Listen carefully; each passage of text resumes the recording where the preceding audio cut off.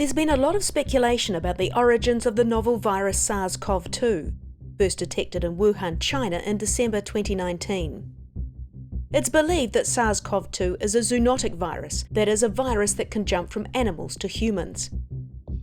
It's one of 7 known coronaviruses that infect humans, all of which were originally zoonotic viruses. 4 of them cause the common cold, with 2 believed to have come from rodents and 2 from bats.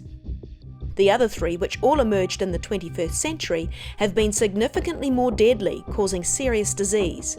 They too have also been linked to coronaviruses in bats. We know this by studying the evolution of the virus genome using a technique called phylogenetic analysis. To start the analysis, a virus has to be collected and its genome sequenced to know its exact composition. For coronaviruses, this involves extracting the single RNA strand which contains all of the virus's genetic information. This can be broken down into individual units called nucleotides, which consist of one of 4 bases: adenine, uracil, cytosine, and guanine. These can be read like a 4-letter alphabet to create a long sequence that is unique to the virus.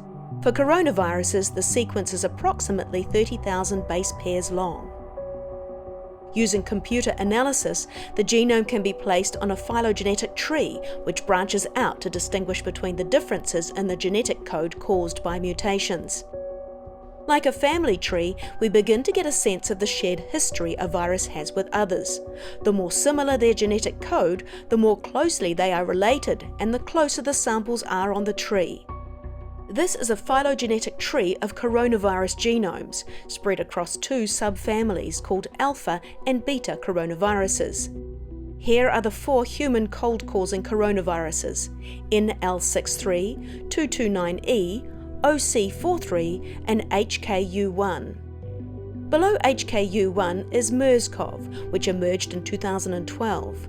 Branch next to it is a bat coronavirus, which is genetically very similar and thought to be the ancestor. However, there is an almost identical coronavirus sequence taken from a camel with 99.8% similarity. This suggests the virus started in a bat, mutated to enter a camel from where it could then jump to humans. Similarly, we can see the first SARS-CoV, which emerged in 2002.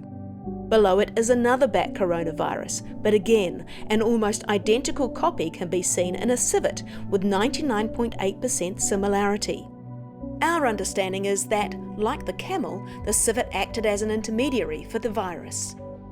At the bottom, closest to SARS-CoV, is the first viral genome sequence of SARS-CoV-2 taken from a patient in Wuhan. Branch next to it is another bat coronavirus taken from a cave in Yunnan, China, which shares 96% of its genomic identity with SARS-CoV-2. Curiously, we see a pangolin coronavirus within the same branch network with 91% shared identity. Although more divergent than the bat genomic sample, its similarities in the viral spike protein is of most interest for scientists. The spike protein is the crown-like structure on the surface of the coronavirus, which contains what's known as the receptor binding domain that allows the virus to attach to the host cell. It's highly specific, meaning that it has to accurately match the host cell receptor for the virus to take hold. Looking more closely at the genome for just the spike protein, we can get an indication of how the bat and pangolin coronaviruses are similar or differ to SARS-CoV-2. This section codes for the spike protein and is split into 2 parts, S1 and S2.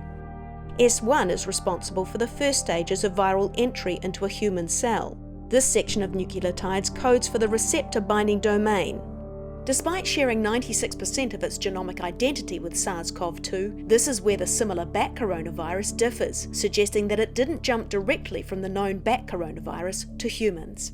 However, curiously, this is where the pangolin genome matches, but genetic differences along the rest of the pangolin spike protein indicates that it cannot be the immediate precursor to SARS-CoV-2 either. There is another mystery to the spike structure of SARS-CoV-2. Further down the spike genome between S1 and S2 subunits is a small piece of code called a cleavage site. This helps the virus enter the cell and utilizes the enzyme furin, which is found in human cells and is abundant in respiratory tracts. It's an entry method shared by other viruses such as influenza and HIV, but, and most curiously, never seen in SARS-like coronaviruses before. Scientists believe this may hold the answer to where the SARS-CoV-2 virus comes from, as well as its improved transmissibility.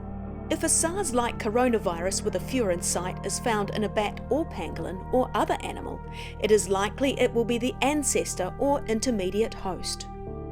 The other possible explanation for this unusual furin site is viral recombination, where two viruses infect a cell at the same time, mixing their genomes to produce a new virus with mutations taken from aspects of both parent viruses.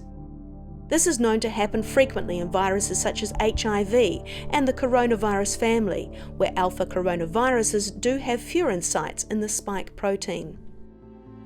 Whether this happened in a bat, a civet, or another animal entirely requires further testing and genomic sampling. There are over 1,000 species of bat, accounting for almost 20% of all mammal species. They are known to be a host of multiple coronaviruses, which have high genetic diversity, with some also known to be able to directly infect humans. For these reasons, scientists still suspect the likeliest ancestor of SARS-CoV-2 came from bats.